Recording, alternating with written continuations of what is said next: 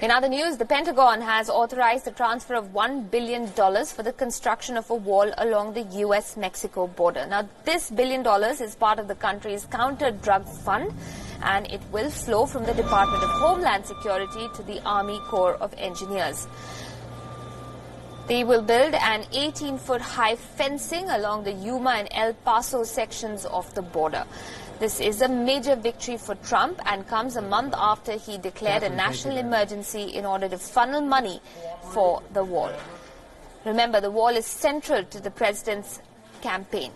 As part of Trump's emergency announcement, he directed the use of counter-drug funds to partially fund the new wall construction. Now, under the national emergency, other funds can also be directed towards construction of the wall. This includes the use of military funds. So this $1 billion may just be the first set of money being sanctioned for Trump's wall. The administration has previously said that it plans to shift an additional $1.5 billion to this end. Now, the Senate Appropriations Committee has written a letter objecting to the transfer of the money of counter-drug funds to the border wall project. The letter reads, and I quote, "We strongly object to both the substance of the funding transfer and to the department implementing the transfer without seeking the approval of the Congressional Defense Committees and in violation of provisions in the defense appropriation itself.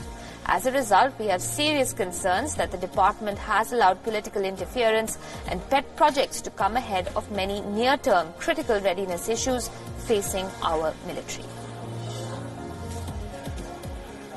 Well, we understand that tonight, it's still a Monday night here in the US, in Washington, that the Department of Defense has sent authorization to the Army Corps of Engineers to begin planning and building that 57 miles of new fence along the Texas border with Mexico, along with road improvements in the area so that it can be patrolled more easily. As you said, they have moved some money from their counter-narcotics funds towards this construction, so that money will no longer be going towards other drug smuggling efforts. Instead, it will be going towards building this fence in Texas. As you say, Democratic senators are up in arms about this, saying that they haven't had approval or permission has not been given from the relevant congressional committees who would